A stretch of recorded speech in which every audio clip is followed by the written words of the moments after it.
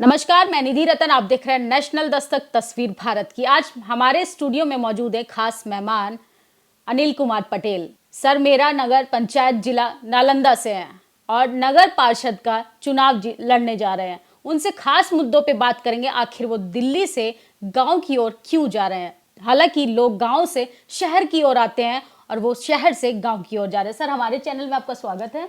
धन्यवाद निधि। जी, national Dastak team को जी बताएं। सर सबसे पहला मेरा सवाल तो यही है, आप दिल्ली में तमाम उन आंदोलन में रहते हैं जो मानव अधिकारों से जुड़े हों, चाहे भूख भ्रष्टाचार से जुड़े हों, लेकिन आपके माइंड में ये सवाल क्यों आया कि आपको शहर से गांव की ओर जाना है? आखिर शहर से आप गांव में दस्तक क्यों देना चाहते हैं? जी निधि, ये हमारे ज़िंदगी का एक अहम सवाल है और एक बहुत अच्छा आपने सवाल किया है कि जहाँ लोग गांव से पलायन करके शहरों की ओर आ रहे हैं और मैं अब शहर में एक अच्छा काम करने वाला व्यक्ति मैं अपने गांव की तरफ क्यों पलायन करना चाहता हूं। मैं बिंदुवार से मैं इसको दर्शाना चाहता हूं, बताना चाहता हूं। देखिए, समय है, क्योंकि आपने बताया एक बात और भी कि मैं आंदोलन से जुड़ा रहता हूं और जो जन समस्याएं हैं, मुद्दे हैं, उसको निरंतर आवाज़ उठाता हूं, सांसदों को समझाता हूं, मंत्रियों को समझाता हूं। लेकिन मैंने देखा अभी तक कि जो हमें जितना काम होना चाहिए उतना नहीं हो पाया है। इन तमाम पहलुओं को लेकर के जब मुझे लगा कि गांव की तरफ भी लोग आवाज़ उठा रहे हैं, मेरी ज़रूरत गांव में पुनः पड़ रही है, क्योंकि मैं एक किसान कमेरे का बेटा था। मेरे मदर फादर किसान, छोटे मोटे किसान थे, कमेरे वर्ग से आते थे। तो उसमें मुझे मजबूरी में पलायन करना पड़ा। लेकिन उस पलायन में अब जब मैं दिल्ली में काफ़ी लंबे समय आया, मैंने बच्चे को अपने सेटल किया, बच्चे पढ़ लिख करके अच्छे काम कर रहे हैं और मैं भी अच्छा खाता हूँ, अच्छा कमाता हूँ, अच्छा कपड़ा पहनता हूँ। तो मुझे एक अभी भी एक माइंड में जो टीस निकलती है कि गांव के लोग जिनके घर में खेला, जिनके आंगन में खेला, जिनके गोद में खेला, वो अभी भी वहीं के वहीं है। तो मैं अपने आप को संपूर्ण ज़िंदगी नहीं समझ पाता हूँ। और दिल्ली में जितने आयोजन होते हैं, चाहे किसी भी कार्यक्रम में के माध्यम से ले लें, अभी मैंने लगातार है जो कि कॉन्स्टिट्यूशन क्लब में प्रोग्राम हो, अभी रामलीला ग्राउंड में भी मैंने प्रोग्राम करवाया किया सबके साथ मिल करके। तो एक हमें लग रहा है कि यहाँ पे तो सब चीज़ है, लेकिन हमारे गांव के लोगों को, नौजवान को, बुजुर्गों को, बच्चों को बेहतर शिक्षा, बेहतर स्वास्थ्य और बेहतर किस तरह से उसकी ज़िंदगी की जाए। क्योंकि जब मैं गांव में जाता हूं तो मेरे घर के आसपास के लोग हैं, जो कमेरे वर्ग के लोग हैं, अभी भी पलायन कर रहे हैं बड़े लंबे समय से और घर से दूर टेम्परेरी काम के लिए, 5-10 हज़ार के नौकरी करने के लिए। तो इस चीज़ को मैं निरंतर अपने निजी ज़िंदगी में देखते आ रहा हूँ। मेरी फैमिली यहाँ सेटल है, लेकिन मैं साल में कम से कम महीना में यहीं चला जाता हूँ एक बार घर। और गांव में जब दृश्य देखता हूँ तो सड़क, पानी, बिजली तो उपस्थित हो गए, मौजूद हो गए हैं। माननीय मुख्यमंत्री ने विकास किया, चौमुखी विकास किया, लेकिन उसमें सबसे बड़ी जो जरूरत की विकास है वो मुझे अभी नगण्य दिख रहा है। साथ में कि जन आंदोलन वहाँ से भी किया जा सकता है और वहाँ से करना आसान होगा रादर देन यहाँ। यहाँ काम करने के लिए लोग आते हैं। मैं चंद लोगों को यहाँ समझा पाता हूँ। लोग सक्षम बन गए हैं, छोटे छोटे इंडस्ट्री बना रखे हैं, अच्छे पढ़ाई कर रहे हैं, उनके बच्चे डॉक्टर इंजीनियर बन रहे हैं, जो यहाँ पे उपलब्ध है जनमानस है, जो बिहार, उत्तर प्रदेश और पूर्वांचल के लोग कहें या पूरे देश की बात मैं करता हूँ। तो ये सब लोग अच्छे करें। अब गांव में हमारे जैसे नौजवान, मैं सभी नौजवानों को कहता हूँ कि चाहे छोटी हो या बड़ी हो, मुख्य पार्षद का चुनाव के रूप में मैं आया हूँ। उसके पीछे भी लॉजिक है, मैं खुद नहीं आया हूँ। मेरा आने का लॉजिक है कि जब गांव के लोग मुझे देखा कि एक गरीब का बेटा अच्छा जगह रह रहा है, कई सारे लोग पिछले दशक से मेरे गांव में कोई एडमिशन कराने के लिए, कोई काउंसलिंग करने के लिए या छोटी मोटी मदद के नाम से मेरे पास निरंतर आते रहते हैं।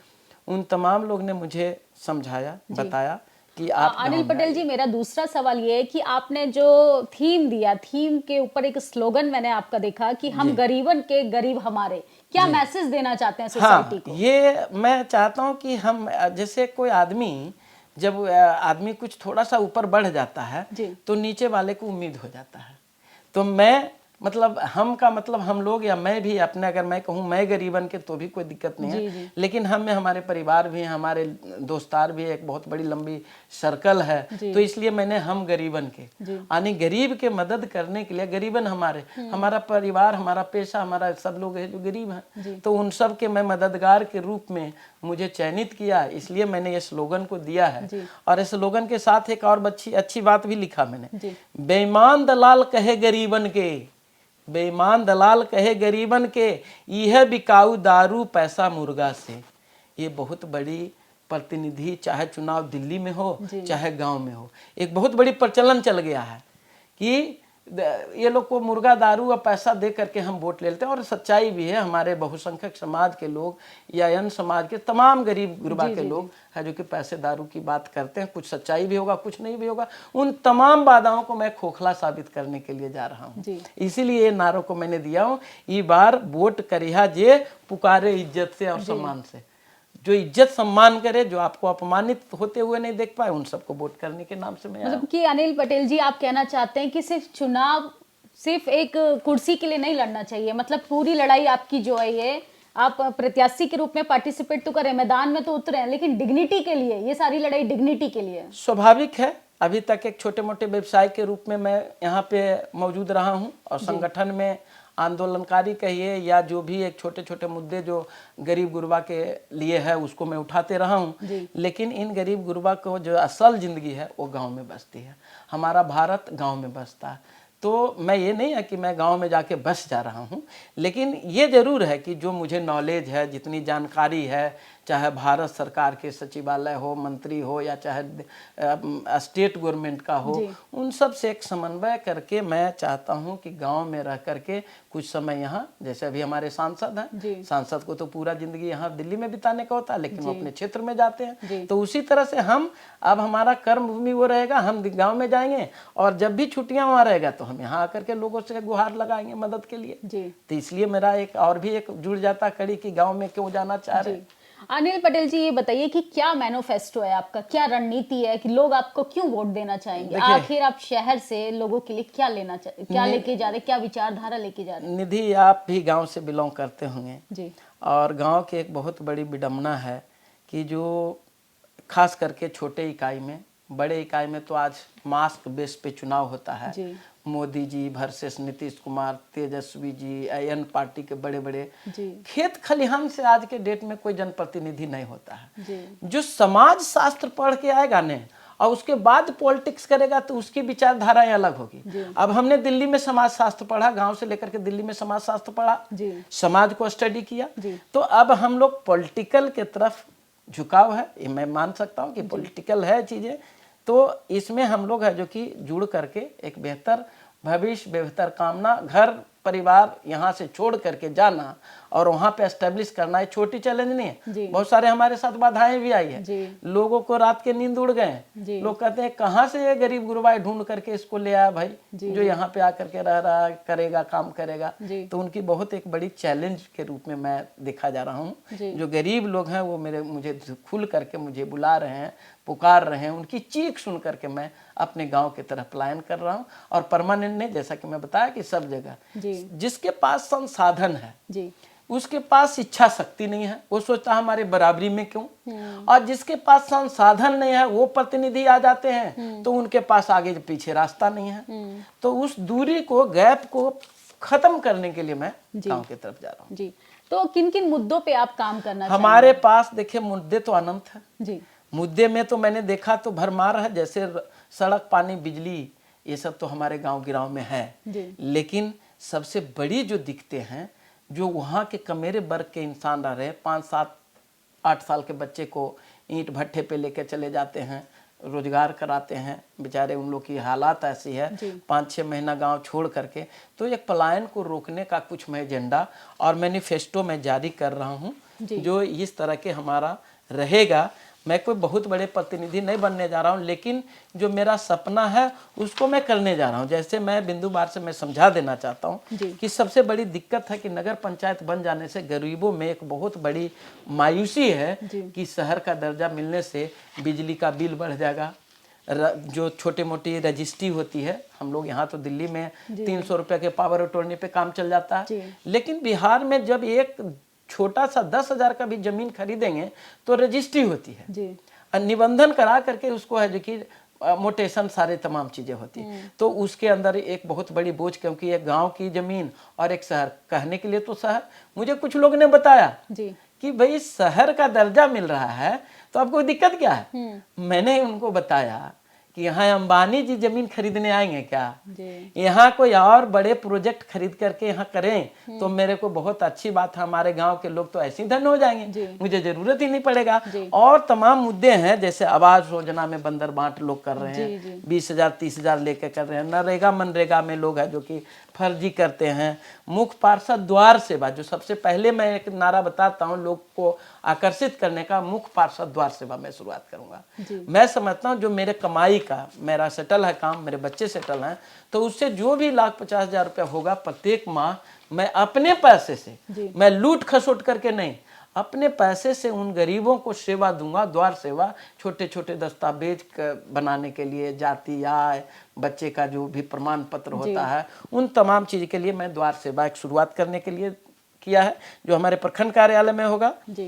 पैक्स में धान नहीं खरीदे जाते हैं, 1800 का धान 1200 में बेचना पड़ता किसान को, वो भी नहीं लेते हैं। उसके बाद पैसा कब आएगा ये भी नहीं पता, उसके वजह से 1200 में बेचना पड़ता। तो मैं सरकार को, इस आपके चैनल के माध्यम से लोग दर्शक देखेंगे इसको, कि मैं एक अनुरोध करूंगा, निवेदन करूंगा कि जो भी किसान का धान गरीब गुरबा के है, मूल्य जो निर्धारित है सरकार का, ऐसे तो एमएसपी के लड़ाई किसान आंदोलन बहुत है, लेकिन जो निर्धारित आपने किया है उस पे 100% धान खरीदे, पैक्स वाले को दिया जाए।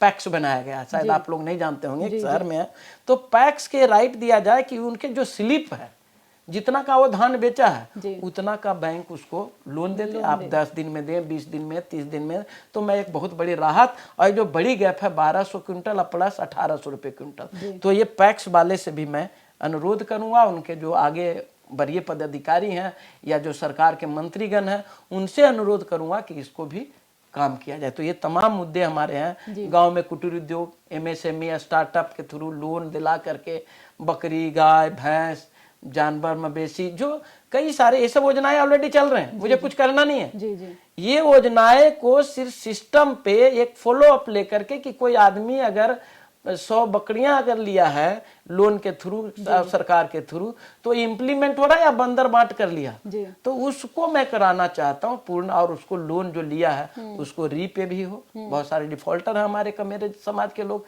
मिलता पैसा लाख रुपए का लोन, उसमें 50,000 रुपये इधर उधर चला जाता। मैं किसी का नाम नहीं लूंगा, दलाल और इन सब का, लेकिन उसको 10, 20, 50,000 वो अपना बेचारा डिफॉल्टर होकर बैंक के डर से भागते फिरते हैं। और आए दिन केस भी होता है, बहुत सारे लोग हमारे पास केस वाले भी आ रहे हैं कि भाई हमारे ऊपर केस है।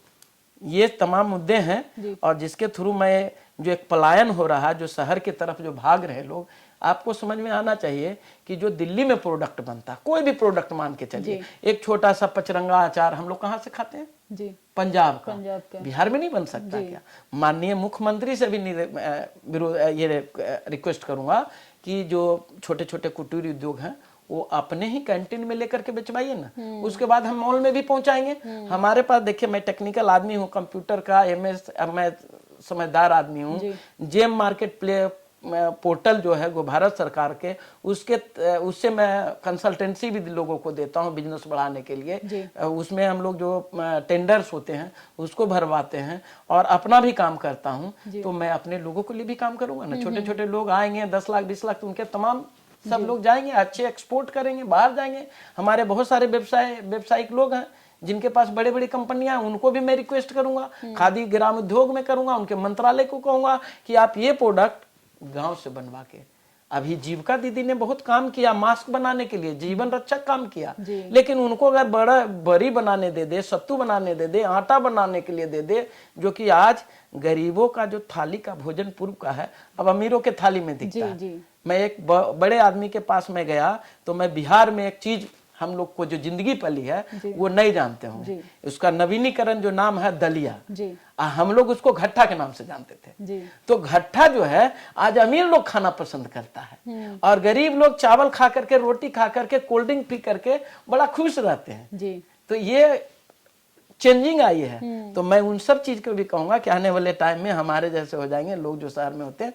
तो ये परिवर्तन करने का रास्ता मैं बनाया हूँ। अनिल पटेल जी, आपने उन बारीक मुद्दों पे काम करने के लिए हमें बताया जो इंसान के जीवन से जुड़े, रोजमर्रा के जीवन में शायद इंसान इफेक्ट होता है, शिक्षा हो, चाहे रोजगार हो, चाहे व्यवसाय को लेके। लेकिन आप एक सामाजिक आदमी, आपने कैसे सोचा कि मुझे राजनीति की तरफ रुख करना चाहिए? देखिए, राजनीति तो पूरे हिंदुस्तान में हर एक का रग में है जी। राजनीति नहीं है, बेटा भतीजा में अंतर है कि नहीं है जी। अब चचेरे भाई में अंतर है कि नहीं जी। अगर समानता का अधिकार हो तब मैं नहीं समझता हूँ। तो राजनीति तो आदमी स्टार्टिंग पैदा होते ही करता है। लेकिन आपका सवाल बढ़िया है कि आप राजनीति करने के लिए, क्योंकि सामाजिक में ये राजनीति एक पाठशाला बन गया कि राजनीति किए बगैर मेरे पास कोई टैग नहीं आएगा तो मैं उनको मदद नहीं कर सकता हूँ, मेरी कोई सुनवाई नहीं होगी। एक बिजनेसमैन का क्यों कोई सुनेगा? और ज्यादा मैं बोलूंगा तो हो सकता है उसमें भी धरा जाऊंगा, कहेंगे कि यार टैक्स चोरी किया, दिस दैट करके कहीं भी। तो एक टैग लेना, उसके बाद आगे बढ़ना। मुझे इस जो पोस्ट है, इस पोस्ट के लिए मेरे कई सारे जानकार विरोध भी कर रहे हैं, लेकिन मेरा मानना कि ये राजनीति का पहला सीढ़ी है। इसी सीढ़ी के माध्यम से मैं आगे बढ़ना चाहता हूं। एक इसमें मैंने मैनिफेस्टो में लिखा है जी। कि अभी तक जितने मैंने देखा है, कम से कम 50 साल में 35 साल की यादगारी मेरा है गांव से लेकर के दिल्ली तक का। जो जिस पोस्ट में आता है, दिल्ली में भी मैं देखता हूँ कि अगर कोई वार्ड काउंसलर लड़ा और वहीं पे अगला बार उसको तो टिकट नहीं मिला, टिकट मिला तो हार गया जी। क्योंकि अच्छे काम नहीं किए। सेम मैं वहां भी देखता हूँ, जितने हमारे क्षेत्र में, हमारे सरमेरा नगर पंचायत में 13 कैंडिडेट हैं और 13 कैंडिडेट में मैं देख रहा हूँ कि कहीं न कहीं कुछ ना कुछ सबके बारे में बोलना ठीक नहीं है, लेकिन वो भी मेरा विरोध करेंगे। तो उन सब के बारे में या तो पहले वो नगर पंचायत को पंचायती राज पहले था हम लोग का गाँव, तो पंचायत में मुखिया, सरपंच या जो भी है वो डील कर चुके हैं। तो उनके नाम पे एक जो एंटी इनकन्वेंसिंग है वो भी है। अब उनके ऊपर आरोप कितना है, कई लोग तो दागी हैं, कई लोग की तो पत्नियां भी केस लड़ रहे हैं और पत्नी जेल जाने के नौबत है। कई सारे ऐसे लोग हैं जो कि उनको है जो कि FIR हो रखा है, यही सबसे संलिप्तता की वजह से। तो जी सर, मेरा अगला सवाल है कि सरमेरा नगर पंचायत जिला नालंदा में आता है। नालंदा का तो खुद एक गौरवमय इतिहास रहा है और फिर भी आप बेसिक जरूरतों पे काम करना चाहते हैं। मतलब आज भी आजादी के 75 साल बाद भी क्या गांव देहातों में वो विकास नहीं हो पा रहा जो सरकार हमें होर्डिंग बैनर्स पे दिखाती है? देखिए, ये बिल्कुल मुझे बहुत मायूसी, और मैंने भारत सरकार के एक सेक्रेटरी से सवाल कर दिया जी। मैंने उनसे पूछा एक मीटिंग में कि मानवर आप मेरे क्षेत्र से हैं, गृह क्षेत्र से हैं, बताइए कि हमारे नालंदा में कोई ऐसा संस्थान बताइए। नालंदा की बात कर रहा हूँ, हम तो बहुत छोटे में एक प्रखंड लेवल पे, जो कि ऐसे ऐसे कई सारे प्रखंड हैं नालंदा में। अब कई जनप्रतिनिधि MLA साथ चुने जाते हैं, एक MP चुने के आते हैं, पूर्व में पहले एक राज्यसभा सांसद भी थे। लेकिन मैंने उनसे कहा कि साहब एक बता दीजिए जहाँ 100 वर्कर काम करता हो। तो जब कहीं रोजगार ही नहीं है काम करने के लिए, हाँ पानी, बिजली, सड़क, जिसके लिए यहाँ पे दिल्ली में जूते घिसते हैं पानी, बिजली, सड़क के लिए, वहाँ मुख्यमंत्री का एक बहुत बड़ी योगदान रहा है।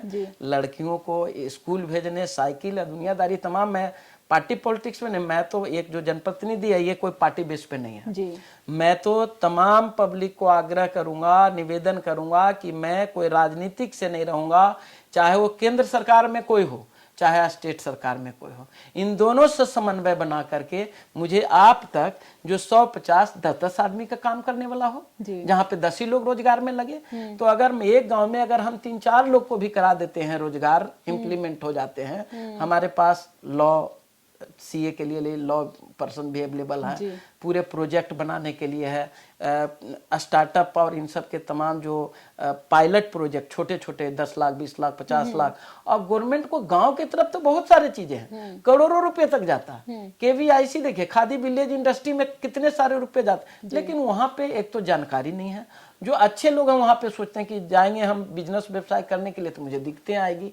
तो इन तमाम वजह से वहां पे कोई इंडस्ट्री नहीं लगी है। अब मैं आपके चैनल के माध्यम से भारत के प्रधानमंत्री और बिहार के मुख्यमंत्री से भी निवेदन करूंगा कि मान्यवर अगर शहर पे बोझ कम करना है तो गांव को बढ़िया व्यवस्था सिस्टम करिए। मॉनिटरिंग नहीं है, मॉनिटरिंग करने वाला अगर होता तो पेट्रोल पंप देखिए खुल जाता है हर एक रोड पे और अन्य जो छोटे छोटे चीज, लेकिन पेट्रोल पंप पे कितने लोग काम करेंगे और पेट्रोल पंप कितने 2-4-5 किलोमीटर पे खुल जाते हैं।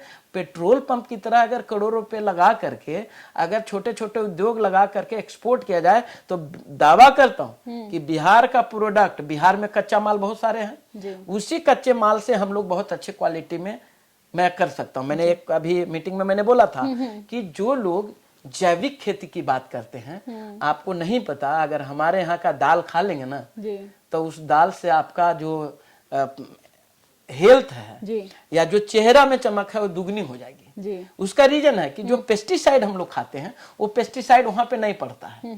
हम लोग फ्लड का पानी आता है लाल वाला और वो पानी से जो फसल उगता है तो बिल्कुल लहलहा उगता है और उसमें कोई खाद नहीं पड़ता, कोई केमिकल नहीं पड़ता। तो जैविक स्वतः है। लोग 3-3 4-4 साल शहरों में जैविक के नाम पे लूट मचा रहे हैं और वहां पे जैविक है। हाँ, अगर नहीं है तो हाइड्रोपोनिक सिस्टम नहीं है, पटवन की व्यवस्था नहीं है। हम लोग के गांव में साल में एक ही फसल 2 ही फसल पे आश्रित रहना पड़ना। मैं नगर पंचायत में आने के बाद छोटे छोटे उद्योग के साथ किसान का मेरे के लिए एक रोजगार का बढ़िया अवसर दे सकता हूँ। हम लोग के जो एरिया है फ्लड एरिया में है, 1-2 महीना कभी पानी आ जाता, कभी नहीं भी आता, तो मान के चलिए हमारे में 10 महीना हमारा खेत खाली रहता। 10 महीना में 2-3 महीना के कोई धान हो गया तो गेहूं हो गया। तो उन सब के लिए मैं चाहता हूं कि 2 महीना में फसल ली जा सकती है। पहले साग जो ऑलरेडी पालक हो गया, भिंडी हो गया, उन तमाम चीज के तो देखिए कितना उससे गाड़ी खरीदी जाएगी, गाड़ी में 2 लोग माल ढोने वाले आदमी लगेंगे, आगे पूरा किया जाएगा। जो और शहरों में भी लोग रह रहे हैं उनको भी सस्ते माल मिलेगा, अच्छे माल मिलेगा, जैविक प्रोडक्ट मिलेगा।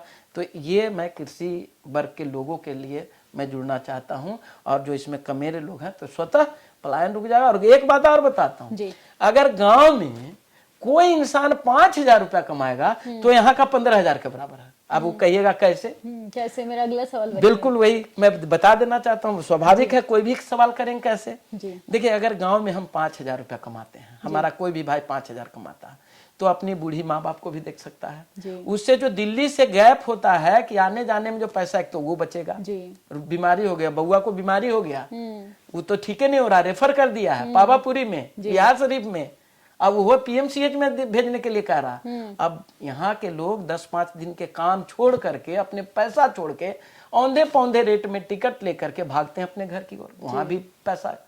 तो जब वहीं रहेंगे तो अपने बच्चे को देखेंगे। दूसरी, 2 मवेशी पाल सकते हैं, छोटे तालाब कर सकते हैं और कोई छोटे मोटे धंधे कर सकते हैं, सप्लाई का काम कर। जब हम आपको कुछ कराएंगे तो सप्लाई करने वाला चाहिए ना। यहाँ कोई मालिक थोड़े ना करता है। यहाँ एक प्रोडक्ट बेचने के लिए एक छोटा सा बिस्किट ही बेचना है तो इसके लिए कई सारे वेंडर हैं और कई सारे हैं जो कि डिस्ट्रीब्यूट करने के लिए लोग जाते हैं। वही सिस्टम मैं वहां पे देना चाहता हूँ।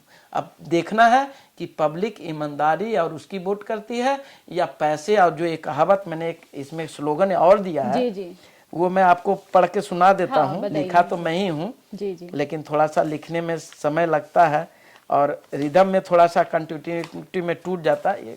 जो गांव के हालात को देख करके, जो लोगों के हालात को देख करके मैंने एक स्लोगन बनाया है और ये कहीं कोई राइटिंग किसी से नहीं करवाया, मैं खुद किया हूँ और इसको मैं आपको बताना चाहता हूँ। एक जो कहता है, जो जनप्रतिनिधि वहां बनता है, समझिएगा, जो गांव के भोले नौजवान बच्चे, किसान के बच्चे और इन लोग को क्या कहते हैं कि बेईमान दलाल घुसखोर प्रत्याशी।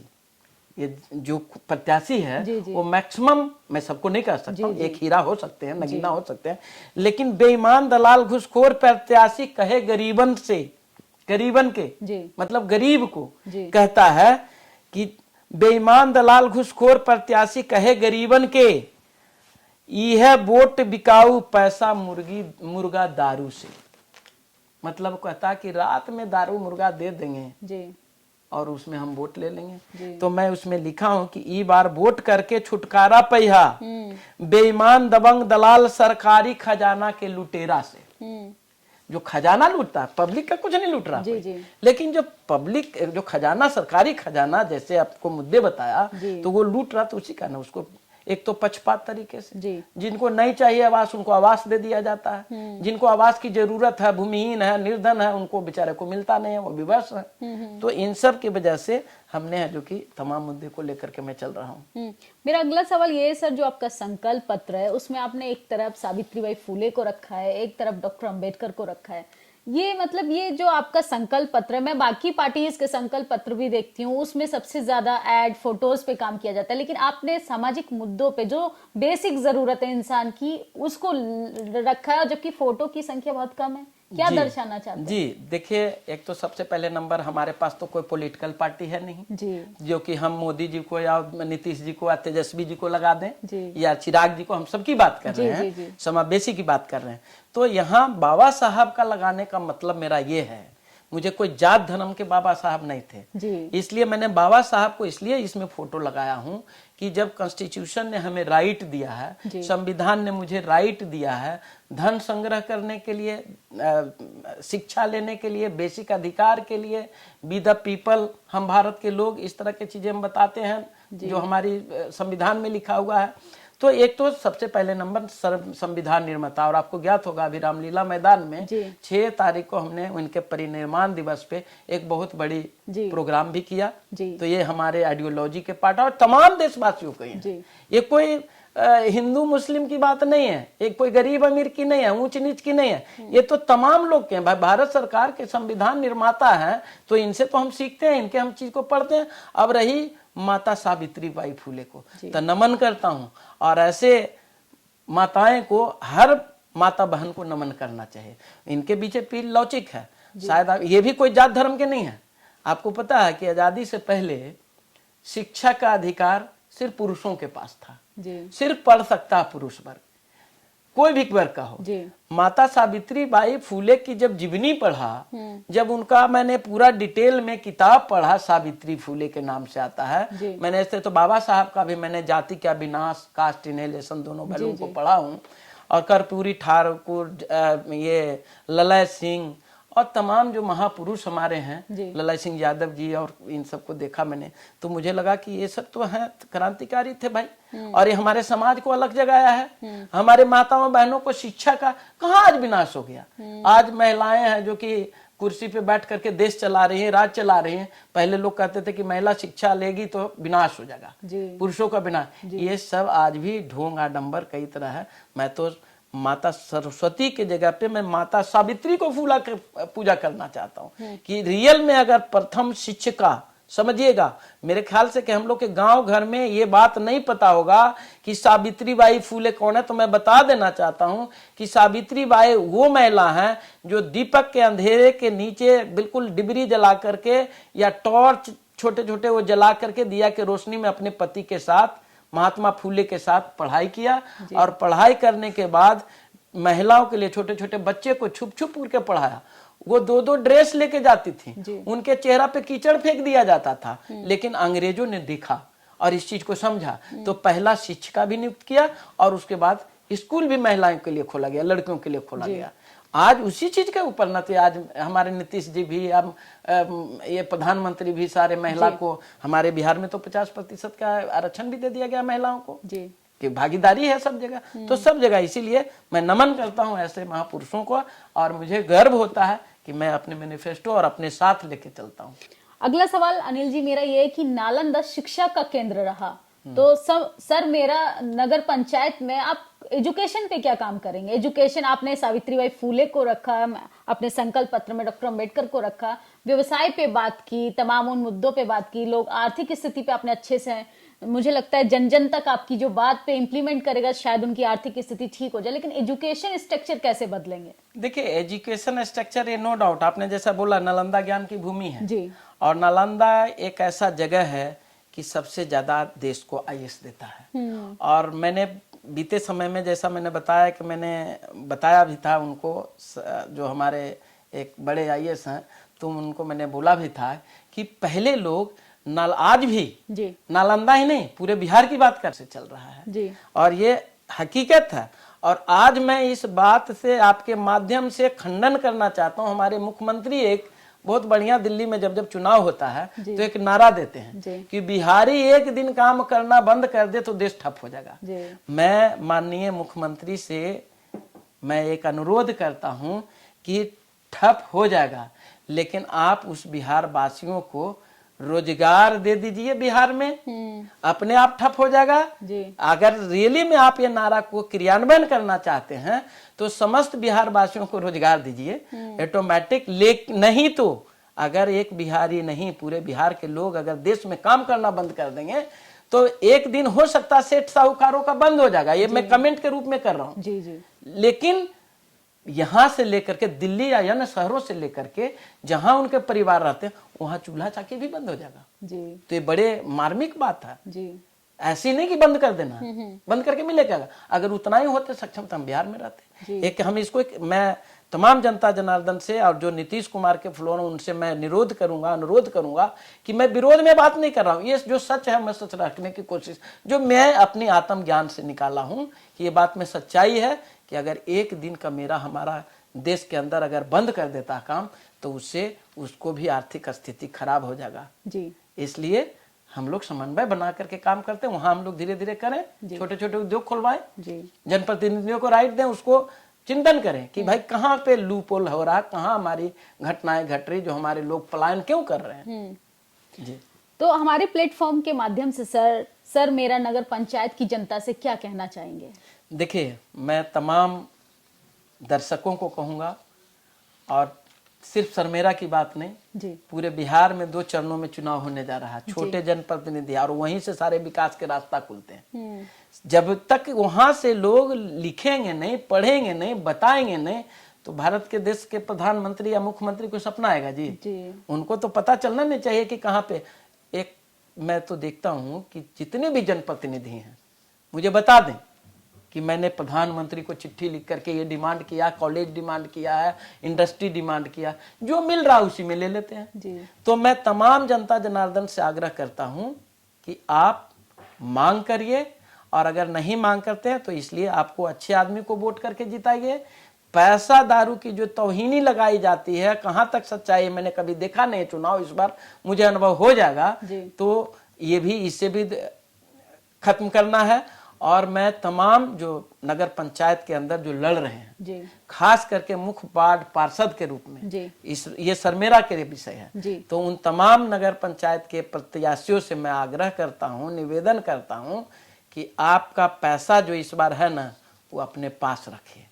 इस बार जनता ने मूड बदल दिया और मैं अपने आप नहीं जा रहा हूँ, मुझे तो जनता ने बुलाया है और रेगुलर फोन आ रहा है, कब आइएगा कब आइएगा।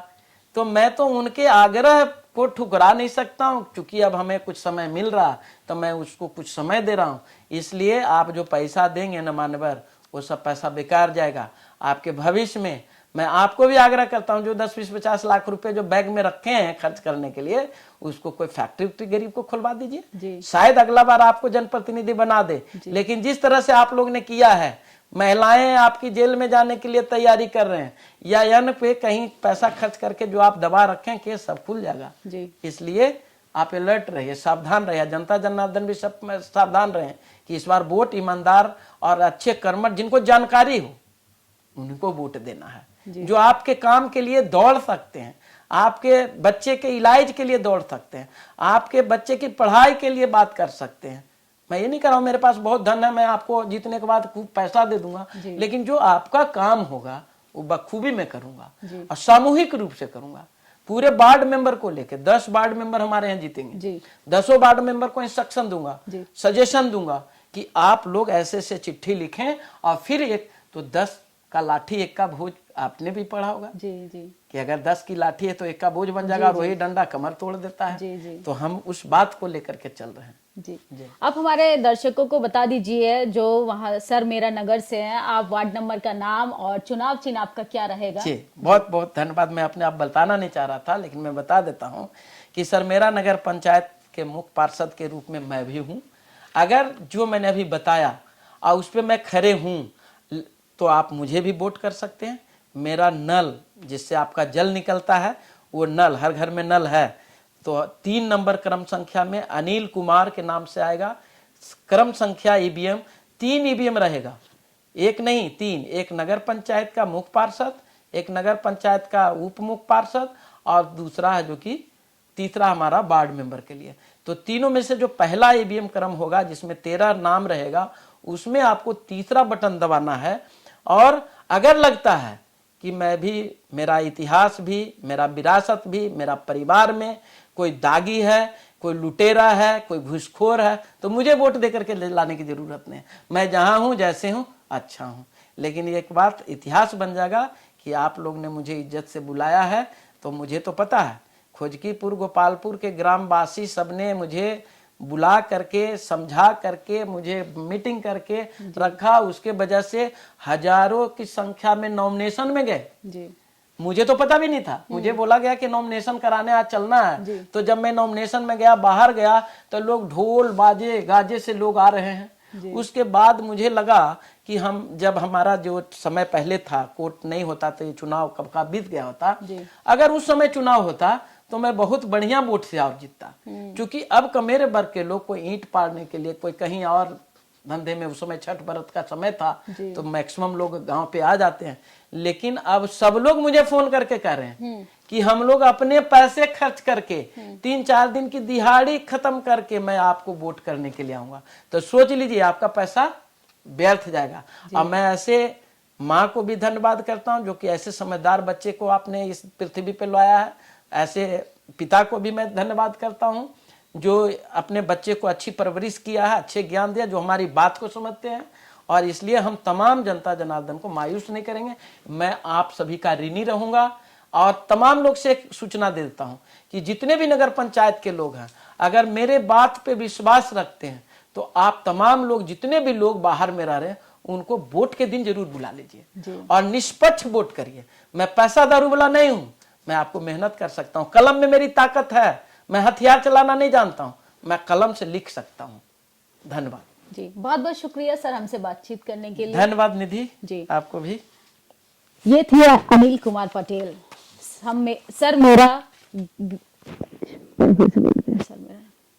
ये थे अनिल कुमार पटेल, सरमेरा नगर पंचायत से मुख्य पार्षद उम्मीदवार हैं। और आपको तय करना है कि आपको वोट रोटी रोजगार शिक्षा के लिए देना है, कि आपको दारू मुर्गा न जाने ऐसी चीजों के लिए जिससे आपकी और आपकी आने वाली पीढ़ियों का भविष्य अंधकार की ओर जा रहा है। एक कहावत है, एक कहावत से मैं अपनी बात को खत्म करूंगी कि बिहार के लोगों को उड़ती चिड़िया को हल्दी लगाना अच्छे से आता है। तो आपको इस चुनाव के जरिए अब आपको तय करना है, आपको नेता वो चाहिए जो वो नोट से वोट खरीदता है, या आपको जनता चुनेगी कि वोट से नेता चुनकर आपको जो जरूरी मुद्दे उस पर काम करने वाला नेता चाहिए।